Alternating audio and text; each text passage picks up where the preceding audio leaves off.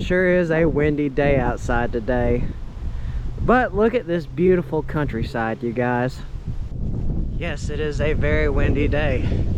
And my beard, it's going a little bit lopsided. I think it's time that I get a snip on it. But anyway, what's up, you guys? Chet-Guthrie, the Dream Poet here, coming to you all from the Flint Springs community here in Cleveland, Tennessee. This is a rather small community near the Georgia line.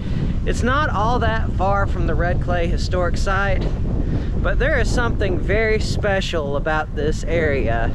Not far from where we're standing, this was the last farm of Chief John Ross. Yes, Principal Chief John Ross of the Cherokee Nation before the Trail of Tears.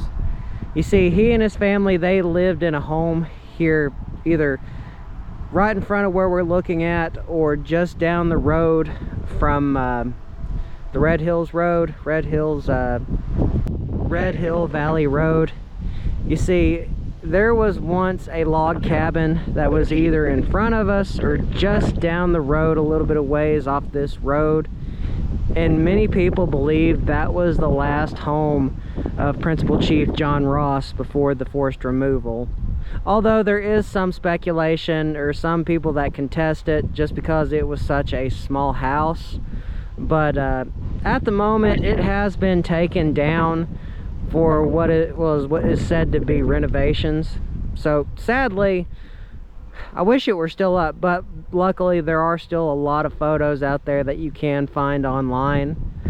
So just think, what we're looking at right now, this was once Principal Chief John Ross's farm.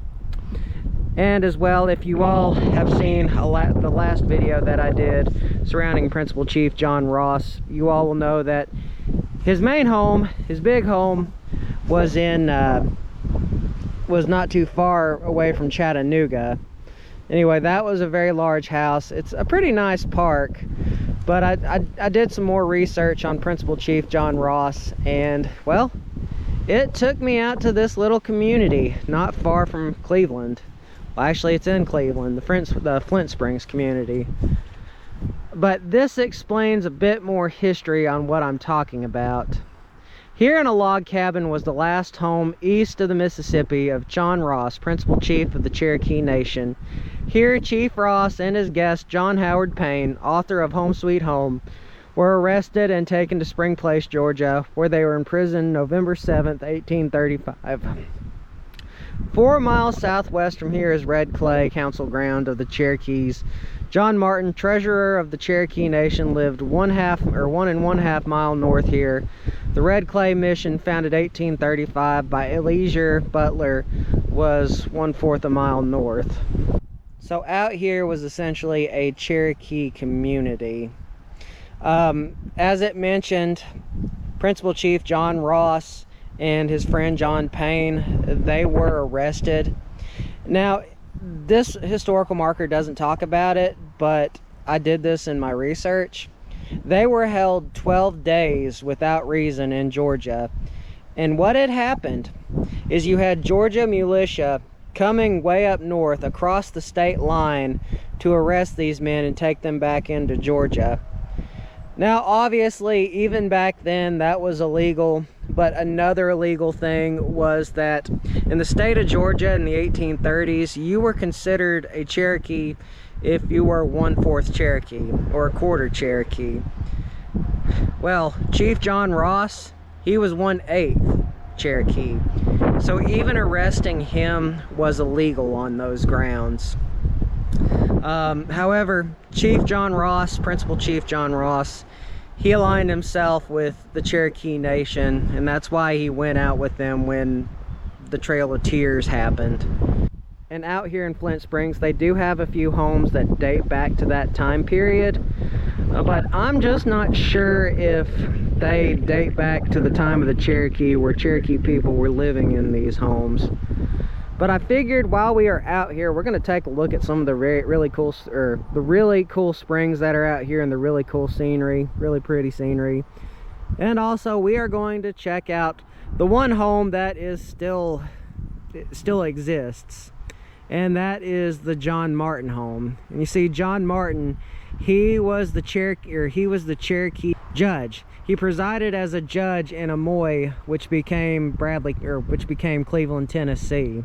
And he was also the treasurer of the Cherokee Nation. His house was moved in the 1950s, and it is actually not all that far from here. So anyway, I'm going to show you all Flint Springs. I'm going to show you all a few really cool historic sites here. There's some really pretty scenery out in this area. Now, I don't know who owns this property right here, but I just love this little house that sits by this pond right here. And especially over here, you have a lot of really pretty rock work. I think all that is natural. I kind of wonder if this house was around during the days of the Cherokee. Probably not, but honestly, every time I drive past this house, I just love how, like, you have the rocks right here and a little tiny house right here. That is pretty.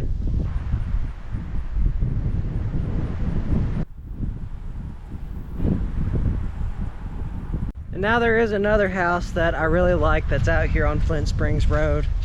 It's really beautiful.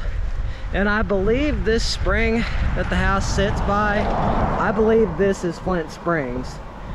And if you all want to see some crystal clear water, this is some really crystal clear water.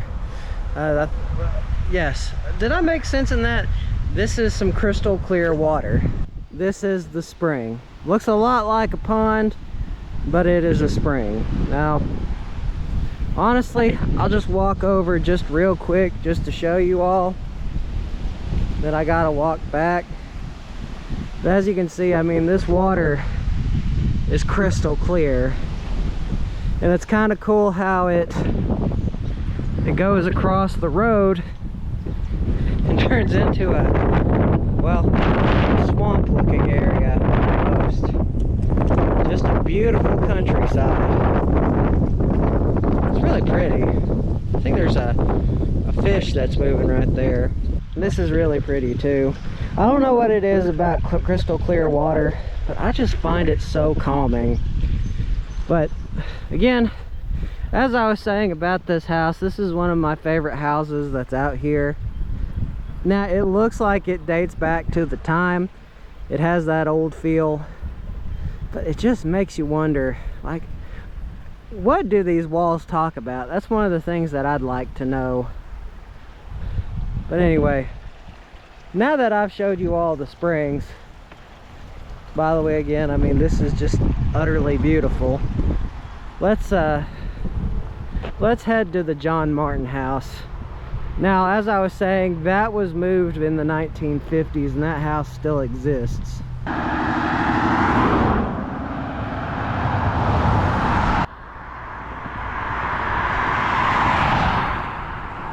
Now, as I was saying, the John Martin house was moved in the 1950s from the Flint Springs area, and it is right here to this day off of Dalton Pike. And I'm not sure how well you can see this, but it is private property. But the house is this one right here. And obviously, looks like they are ready for the election. And this highway is pretty darn loud. Let's see, what does it say about Cherokee Judge John Martin? I wonder if they would care if I just walked up to see this sign real quick. Here, well, this is as close as we'll get. Judge John Martin was judge of the Amoy and Kasawati districts, treasurer of the Cherokee Nation, delegate to the Cherokee Constitutional Convention, and Chief Justice of the First Supreme Court of the Cherokees after their removal out west. This was the last home of Martin before he went west in 1837. The Martin House was the centerpiece of a large plantation, but consisted of several log buildings including blacksmith shop, corn cribs, stables, kitchens, and spring houses. The plantation also included 8 log structures that housed the family and their 80 slaves. Judge Martin was a polygamist who had 2 wives, 2 sisters named Lucy and Nellie McDaniel. That is so fascinating. And that is that house right here. That is just so cool that they have this. And as it said, it's private property, so we can't really go too much further than this. But I think it's a really cool way to end this vlog. The John Martin house. Gosh, it is just so darn windy outside today. But you guys, this is gonna be another Native American Heritage vlog for this month of November. I've wanted to see the John Martin house for a while now. It just sits so close to the highway, and plus Flint Springs.